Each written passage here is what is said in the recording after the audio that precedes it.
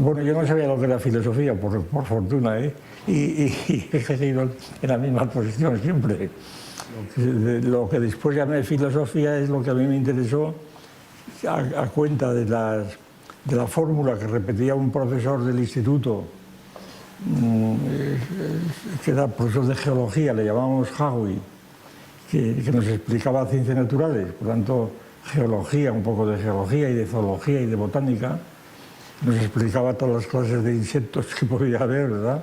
Y órdenes, etc. Y luego daba los caracteres generales y luego hacía excepciones, porque claro, que los insectos tienen, los lepidópteros, que tienen tantas patas, pero salvo estos, ¿verdad? Y entonces decían, la excepción confirma la regla. Y eso es lo que a mí me parecía completamente incomprensible, y bueno, me lo sigue pareciendo. Bueno, y luego ya lo arreglé con una distinción, y que lo de confirma es una ambigüedad, porque la excepción confirma la regla, confirma que hay regla. Si no hubiera regla no había excepción, eso es evidente. Pero también confirmar quiere decir que hace verdadera la regla, es decir, que supone una regla verdadera. Eso ya es lo que se discute, pero esa distinción no se establecía. Total, que yo recuerdo que en una carpeta de esas escolares, pues ya digo, podría ser, no sé qué año, podría ser el año 40 o así, pues yo escribí unas páginas allí sobre eso porque yo estaba obsesionado por la excepción confirma la regla, porque yo tenía un gran respeto a aquel profesor.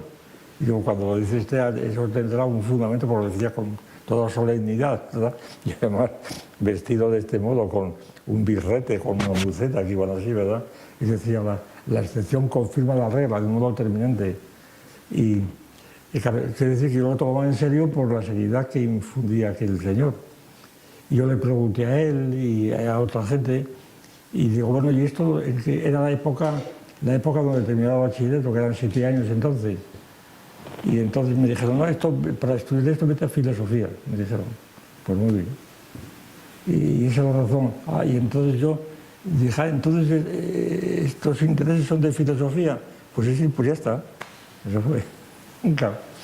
Entonces la filosofía para mí quedó desde el principio relacionada con la lógica y con cosas de este tipo. Bueno, total, que pasa el tiempo, llegan los años 60, y entonces pues yo me acuerdo que me hice fabricar al carpintero de Santo Domingo una pizarra muy grande, porque yo estaba cansado de quitar folios y folios con fórmulas y romperlos. Y entonces pues nada, con unas cosas de tiza y esto, pues me pasaba allí las horas estudiando lógica. Y entonces en aquel momento sale una cátedra, sale la cátedra de Oviedo. Y digo, pues coño, pues yo me voy a esta cátedra, digo, me espero a la de lógica, sobre todo porque yo me había desencantado ya de la lógica bastante de esta cuestión. Yo me había desencantado, cuando te metes en el interior, pues aquí no me parecía todo formalismo puro, sobre todo que yo intenté aplicarlo a ciertas realidades físicas. Me acuerdo concretamente a las leyes de las lentes, que tienen una estructura muy parecida a la de la lógica de clases, pero no salía de ninguna manera. Yo intentaba demostrarlo, lo que no salía. Y claro, durante mucho tiempo dice, bueno, es que mis facultades no dan para tanto, pero luego te das cuenta que no son tus facultades, que es imposible, ¿verdad? Bueno, yo estaba desencantado de la hora que digo yo, pasarme toda la vida haciendo aquí dibujos algebraicos, pues no, y me gustaba más esto. Sí, bueno, era el problema que se plantea ahora otra vez, que se va a plantear ahora completamente igual. Es decir, el problema es para qué es esto de la filosofía. Claro, se discutía si es una ciencia, si no es una ciencia. Claro, descartabas que fuera una ciencia. Entonces, ¿qué tiene que ver? ¿Cuál es la importancia de la filosofía? Ahora, por ejemplo, está la realidad. Yo creo que se ha orientado por la siguiente razón. La filosofía no hace falta ya porque todos somos filósofos. Y como eso está tan arraigado, esto, sobre todo, que a veces ya me indigna porque se pasan. Por ejemplo, cuando, esto lo he oído últimamente en televisión por varias veces, directores, la filosofía de esta empresa es acercarse al público. Coño, pero ¿por qué llamar filosofía eso? Acercarse al público. La filosofía de esta orquesta es que el público disfrute. Y todos tienen su filosofía, lo cual quiere decir que la filosofía se ha prestigiado la palabra. Todo el mundo, aquella cosa que contaba yo mucho de Sevilla, un hostelero que se hizo rico en un hotel en Sevilla y también le preguntaban a los periodistas ¿y cuál es la filosofía de su negocio? Y dijo, se resume en 3 palabras, jamón, jamón y jamón, ¿no? Lo que pasa es que el tonto de él no se ha dado cuenta que estas 3 palabras tenían unas implicaciones filosóficas muy importantes, como es, por ejemplo, toda la crítica al islamismo. Claro, porque jamón y jamón y jamón, un hotel quiere decir que no admite musulmanes. Pero él no se ha dado cuenta de esto, nada más veía a los clientes que venían a probar el jamón de jabugo que tenía allí. Luego la televisión, y lo que te sale ahí es la cadena 3 y la 2, una de la televisión nacional, estatal. La cadena 1 tiene un programa que le llaman Cultura, que lo lleva un tal Gárate. Bueno, es una degradación tan progresiva de lo que es la cultura, que es que él trae a un guitarrista, ¿verdad? Que no sabe tocar la guitarra, no hace más que así, rasguños, nomás así, y luego empieza a cantar. Pone unos ojos que se ve así, cierra los ojos para decir, y tú me viste y me abandonaste, y cosas de ese tipo. Son cosas puramente subjetivas, pero propias de un quinto, de un adolescente, ¿no? Esto antes no se admitía en televisión, y además en una rúbrica llamada Cultura, pero este individuo la recoge, luego a estos los contratan para ir a pueblos, a dar conciertos, incluso en Madrid, en algún teatrito, y entonces ya pues los pone al mismo tiempo, al mismo nivel que Camarón y que Mozart, que mata todo lo que suena, es decir, totalmente degradado. Y a esto empieza a llamarle la filosofía. Ahí mismo también la filosofía. Bueno, en la 2 hay un programa que llaman Aventura del Saber, que a mí me extrañó porque hace ya unos meses aparecen ahí unos individuos rarísimos que yo no sabía identificar de dónde coño sale esta gente. Sí, eran como filósofos realmente, por el modo de hablar, estos son del gremio más o menos, pero era difícil diagnosticarlos. Yo no conocía qué generación había salido. Luego ya me he enterado, me apunté los nombres para luego mirar por internet quiénes eran, y efectivamente son antiguos curas, teólogos catalanes, que vienen a hacer pues esto que llaman autoayuda. Pues les preguntan, porque los impostores son el programa que los trae, ¿verdad? Y que además los trae porque se ha enterado, y porque deben tener su papel allí en su sitio donde estén, en Barcelona o donde sea. Y entonces es una pobre gente pedante, muy pedantes, ¿verdad? Porque aquí se trata de que son cuestiones morales, éticas, hablan del epicureísmo, de no sé qué, nada, es un pupurri allí de cosas de existencialistas. Vamos, se ve que son profesores de filosofía. De vez en cuando aparece Riquet, Robbie, Einstein, y entonces ya está identificado. Pero lo que es difícil saber qué fuentes tienen. No es nada, es un eclecticismo que se han creado como profesores, y esto les llaman filosofía. Y esto se lo creen los propios impostores que están en televisión, que creen que hacen un programa ya muy profundo. Es decir, la degradación es total, ¿no? Cada vez más estoy entendiendo la filosofía como una necesidad que parte del conflicto de las ciencias entre sí, sobre todo, que es la que aporta los conceptos pero contradictorios. Pero esta necesidad, por tanto, las ideas que salen de ahí son productos objetivos, pero que por sí no tienen fuerza ninguna, ni tienen tampoco acomodo entre los científicos, porque no les dice nada. Es decir, que es una necesidad porque cada uno de los científicos a su vez tiene su propia filosofía, cada uno de lo que llamaban lo que llamaba Althusser, la filosofía espontánea de los científicos.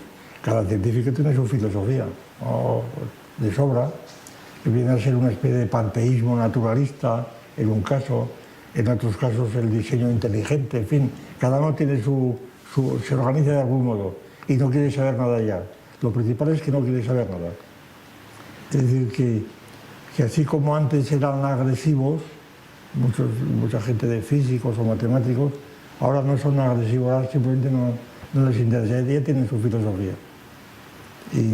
Y un matemático pues tiene su filosofía de las matemáticas, que puede ser que ha leído algo de Bertrand Russell o lo que fuera, pero generalmente tienden a cerrarse, son autónomos, es decir, cada categoría es totalmente cerrada, por eso es una cosa gremial, se ha vuelto todo gremial. Es decir, un individuo, si no pertenece al gremio, no existe.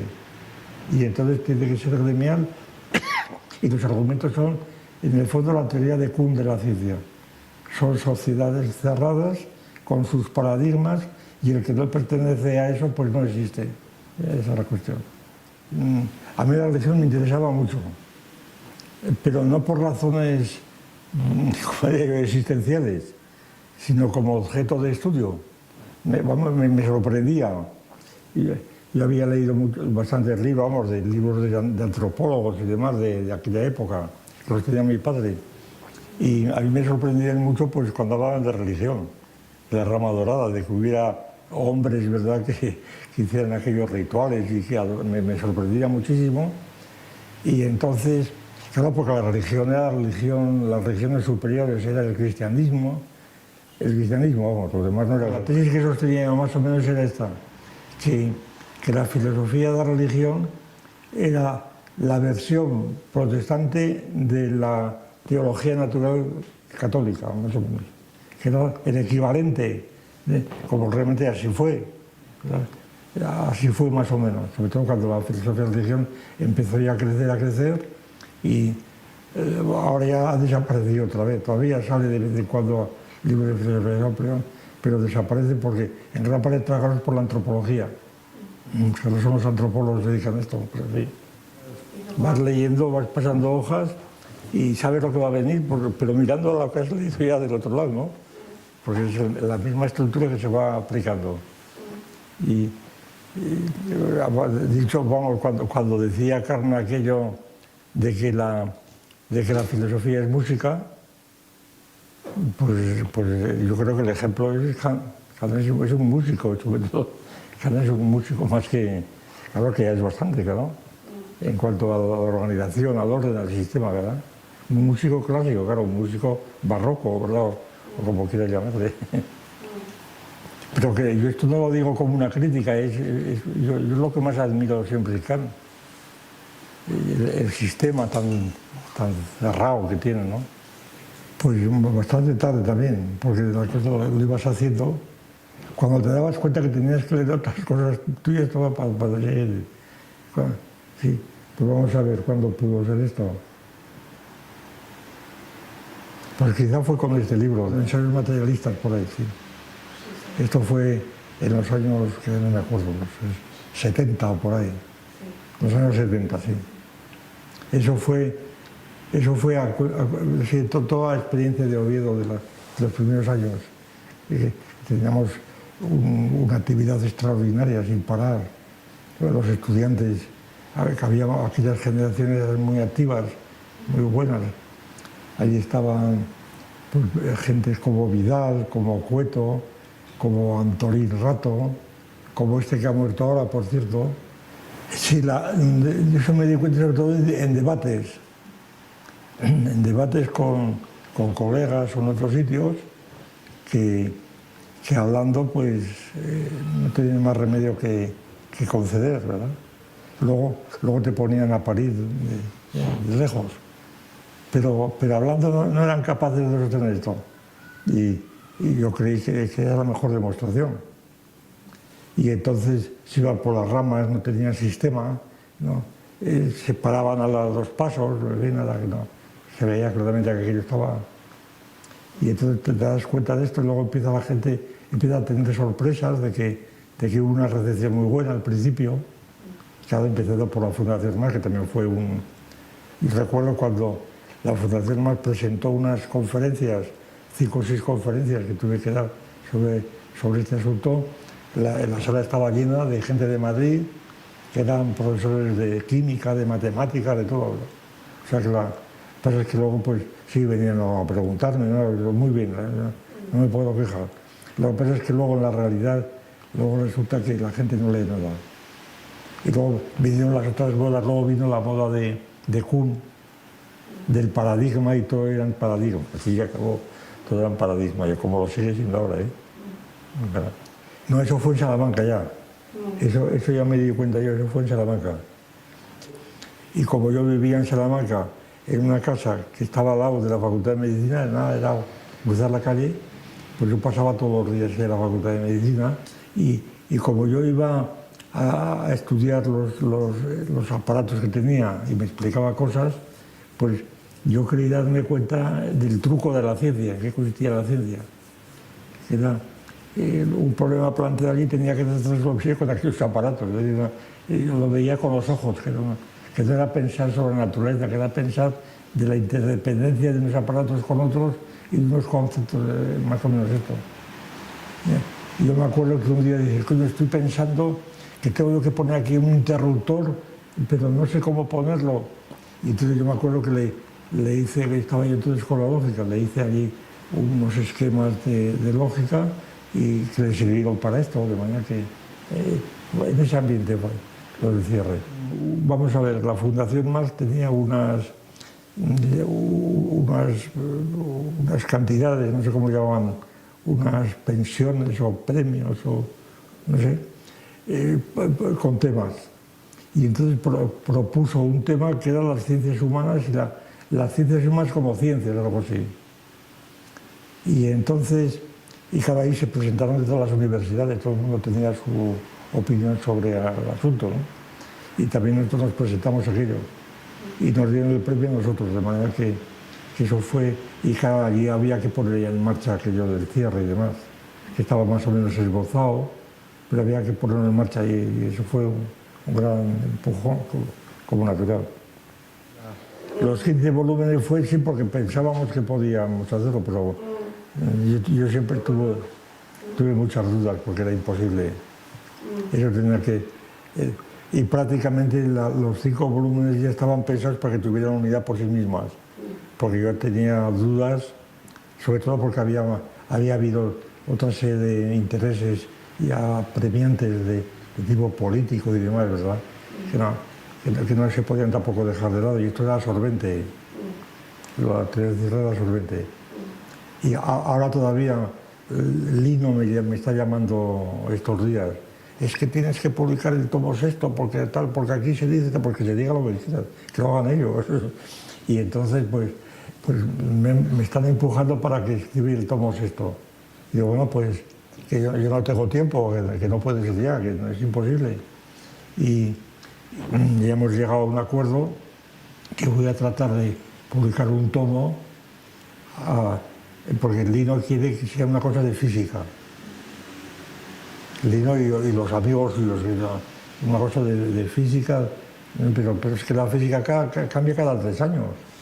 Cada vez que no se dan cuenta de esto. Es que tú no puedes... el otro día me dijo eso en Remigio, este que está en la fundación, uno que era químico y que va de vez en cuando.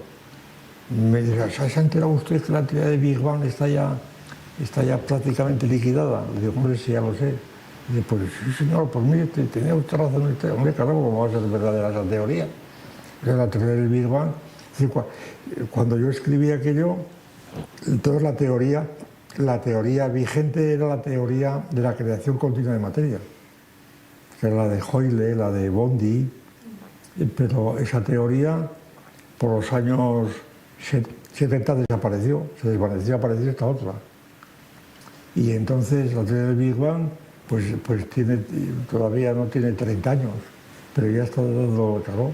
Es decir, que las teorías científicas son completamente efímeras, sobre todo las cosmológicas mucho más.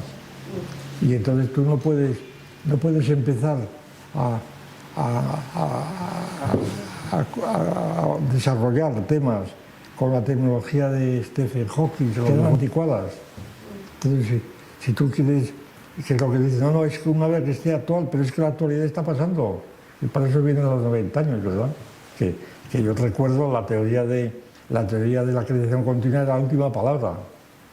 Y además filosóficamente era muy atractiva, porque era una especie de panteísmo, o como se quisiera.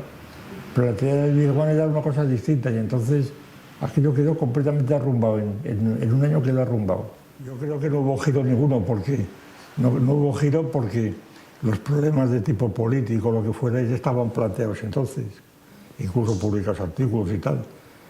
Era simplemente que yo no tenía capacidad para seguir con todo a la vez. Y entonces, y gran parte también eran los apremios, es decir, si una editorial te ofrecía publicar un libro sobre esto, si tú le mandabas un libro de esto no te lo publicaba, tuvimos que hacer una editorial nosotros. O sea que gran parte era también la situación general. Es decir, había editoriales que te pedían libros por esto y las otras no. Entonces, claro, ¿qué ibas a hacer? Cuando eran de los temas que estabas tú trabajando o interesado, que discutíamos en seminarios o lo que fuera, pues venga un libro por ahí, eso fue. Y entonces, esto visto desde fuera, es que has dejado ya la filosofía auténtica frente a la otra, cuando la más auténtica es esta otra, ¿no? La más filosófica. Pero bueno, como allí había un componente de polémica muy grande, porque de lo que se trataba es, sobre todo, las rupturas que hubo de grupos, como natural, que tenía que haberlas, eso ya lo sabía yo de siempre, que un sistema filosófico tiene muchas fibras y muchas capas, y entonces los que se dedican a desarrollar una cosa siempre entran en conflicto con otros. Claro, eso es evidente, eso ha pasado siempre. El España frente a Europa era una cosa obligada por la situación de la transición. ¿Pero qué es España? Claro, como estaba ya la leyenda negra, estaba completamente en primer plano, entonces ahí había que tomar partido y de un modo sistemático, entonces era una especie de filosofía de la historia. Y que yo la basé en la idea de imperio, una idea de imperio que entonces no se podía ni pronunciar la palabra. Imperio, yo recuerdo que en la facultad una vez hice una encuesta de ese test de Jung, de poner una palabra y ver qué asociaba. Pues por ejemplo, ponías imperio y decían José Antonio Primo de Rivera. Claro, esa asociación en un curso de gente de 20 años demostraba una incultura manifiesta, porque la palabra imperio en español normalmente te asocia a Augusto o Alejandro Magno, pero no José Antonio Primo de Rivera. Y sin embargo, así era el asunto. Total, que imperio no se podía tratar.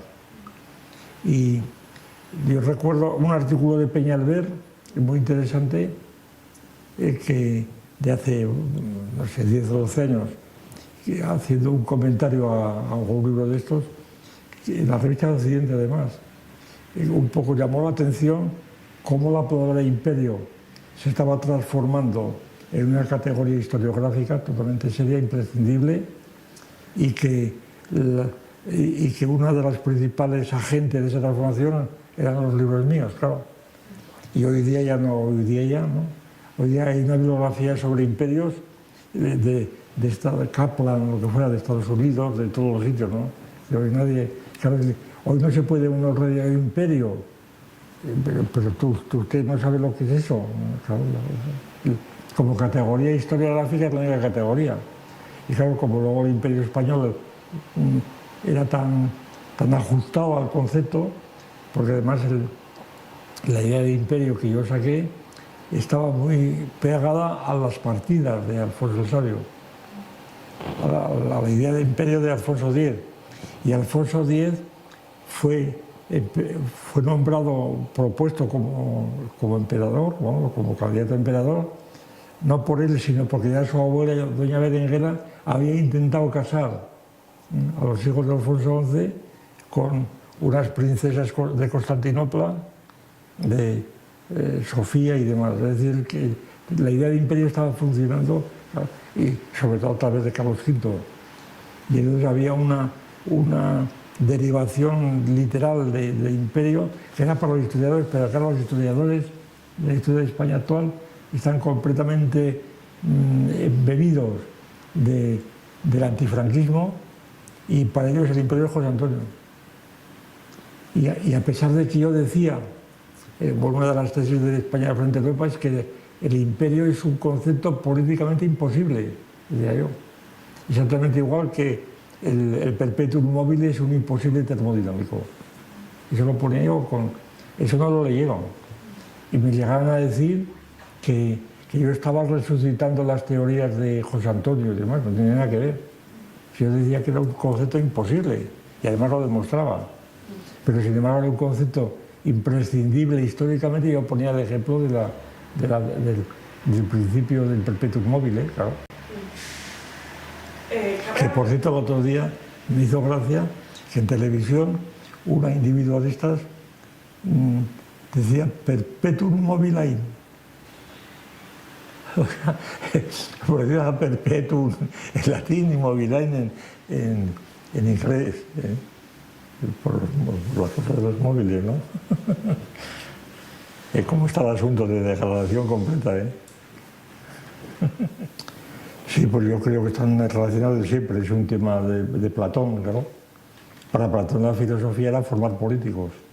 El más famoso de los discípulos de Platón que siguió este rumbo fue Aristóteles, que a través de Platón les nombró maestro de Alejandro Magno.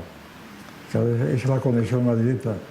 Y se dice, no, pero es que Alejandro Magno rompió con Aristóteles. Bueno, eso lo dice usted, a ver qué fuentes hay. No, porque Platón era partidario de la ciudad, de la polis antigua, de una ciudad de 5.000 habitantes, y Alejandro hizo un imperio. Sí, pero el imperio de Alejandro era rellenar de ciudades todo Asia y todo el mundo. No sé si hay 24 Alejandrías, que conté yo una vez.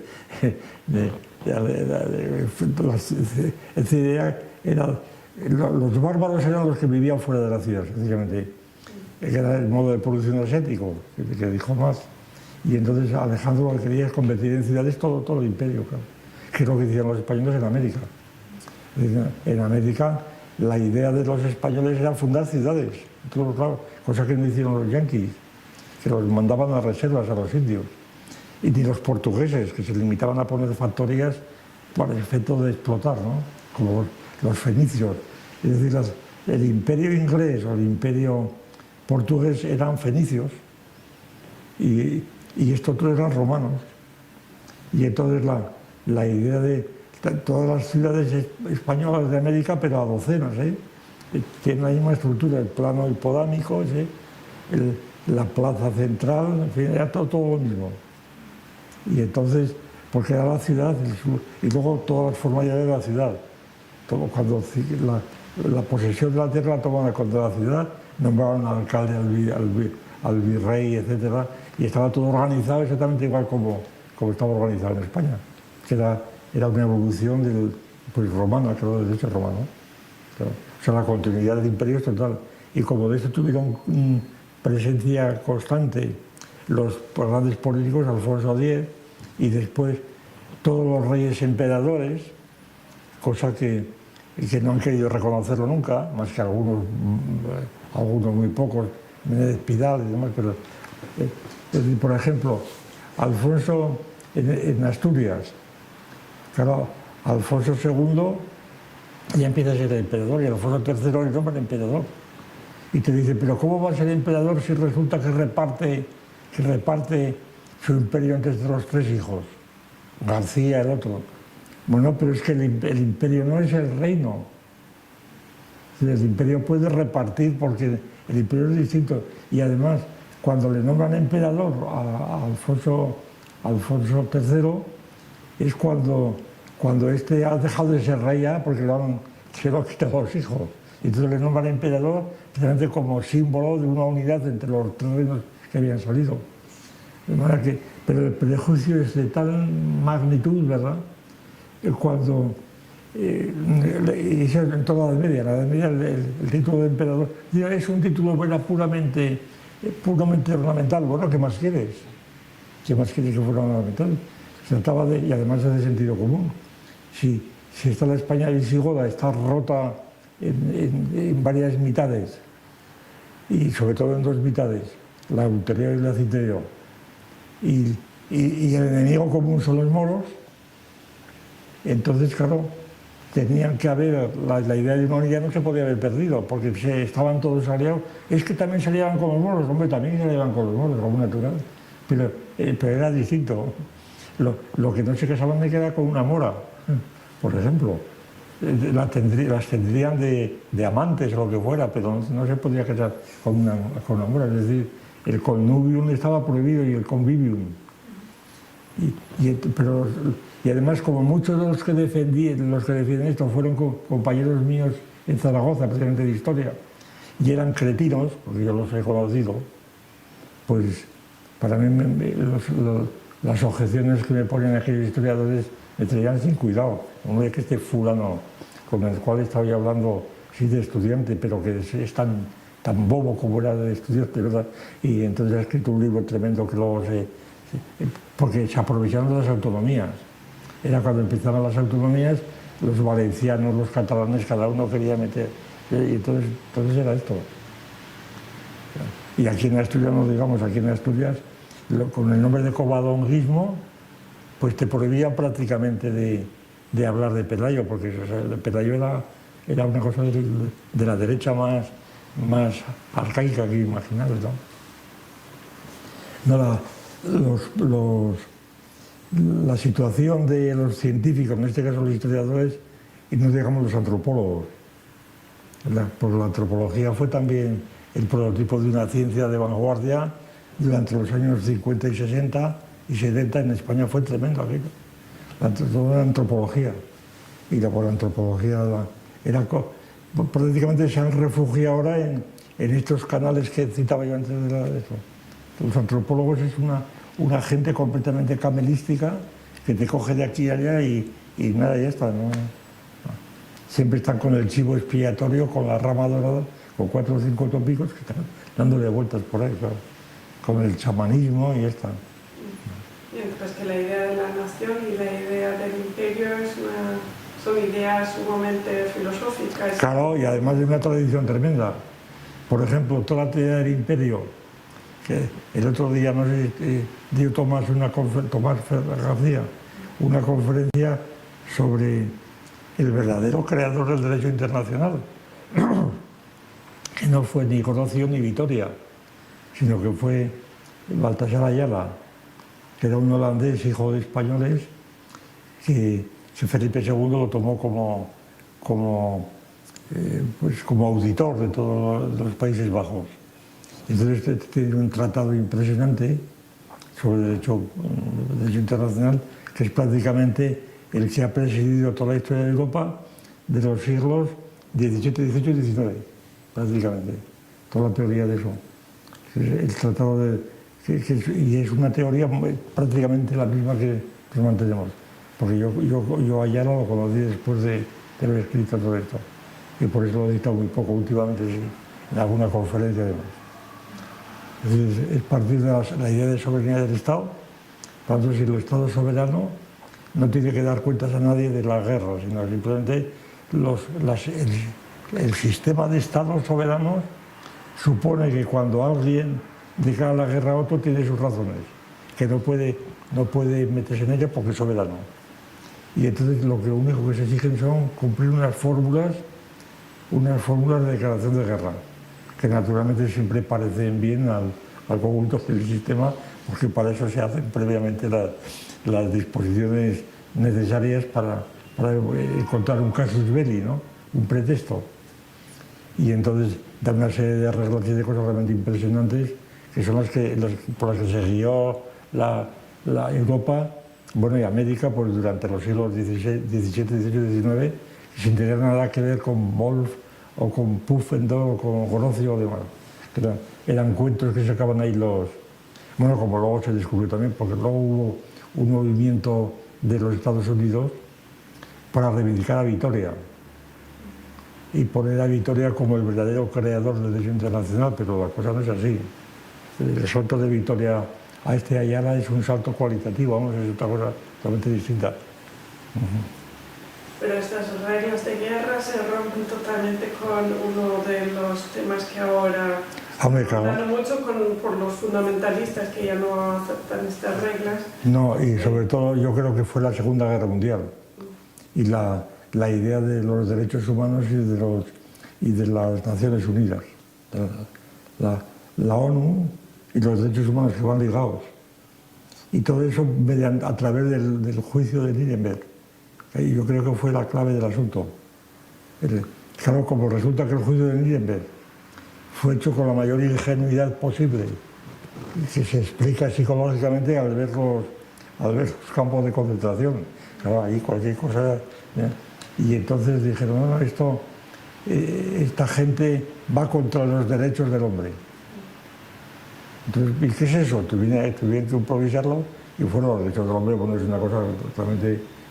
no resiste, yo creo, un análisis de nada, carece de todo fundamento ideológico, filosófico, ¿no? Es suponer que hay un hombre que tiene sus derechos, pero ¿de dónde sale ese hombre cuando empieza y demás? En este libro yo lo trato ahí también mucho, porque es el problema límite de hoy es el problema del indigenismo, que es un movimiento muy potente, sobre todo en África y en América, de los derechos de los indígenas. Y que el indigenismo, si los pueblos no contactados, que dicen, esas tribus del Amazonas que no han tenido contacto con ningún estado posterior, ¿no? Entonces son los dueños de su tierra y los derechos humanos los protegen, pero esos son hombres. Claro, ¿por qué son hombres estos? Son salvajes. No, salvajes no. Salvajes es el que llama a otro salvaje. Dice Levi-Strauss, claro, esto es cosa de Levi-Strauss. Y entonces... el problema de los indígenas es extraordinario para la teoría de la cultura. Claro que tienen cultura, como también lo tienen los animales. Claro, la cultura. El gran problema que tuvimos cuando fuimos a Cuba hace unos años, íbamos a Cuba porque nos querían en Cuba. Y hubo dos movimientos muy curiosos, uno fue Cuba y otro fue Ucrania. ¿Se acuerdan de Ucrania, no? Las ucranianas que venían por aquí, unos ucranianos que querían traducir obras de materialismo filosófico para poner, que no sé dónde habrá quedado aquello, pero vinieron aquí, mandaron cartas y nada, muy bien, pues nada, estupendo. Y otro fue Cuba. El problema que tuvimos con los cubanos, uno de los problemas principales, era lo del hombre y lo de la etología.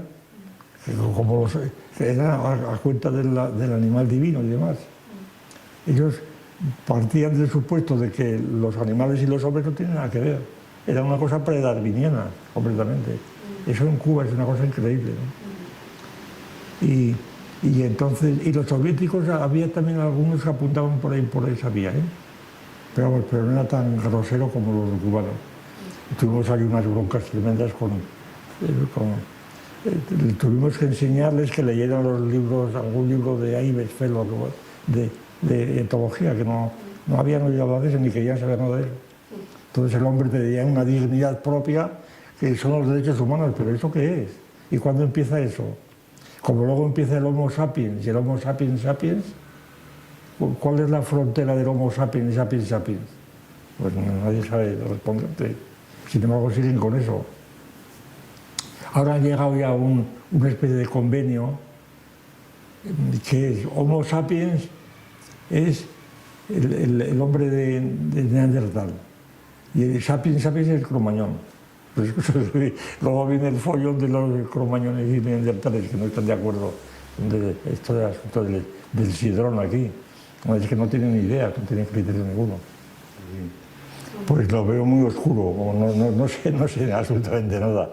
No, porque primero las condiciones por el interés de estos temas son cada vez menores. Porque teniendo esa idea de ciencia de Kuhn, que se ha transformado en un gremialismo, las unidades científicas son los gremios. Es decir, cuando dice uno todo es química, quiere decir todo tiene que pasar por los químicos. Nada de química, son los químicos. Y son los físicos, y son los lingüistas, y son los antropólogos, son los gremios que no admiten a otro que está fuera de ellos.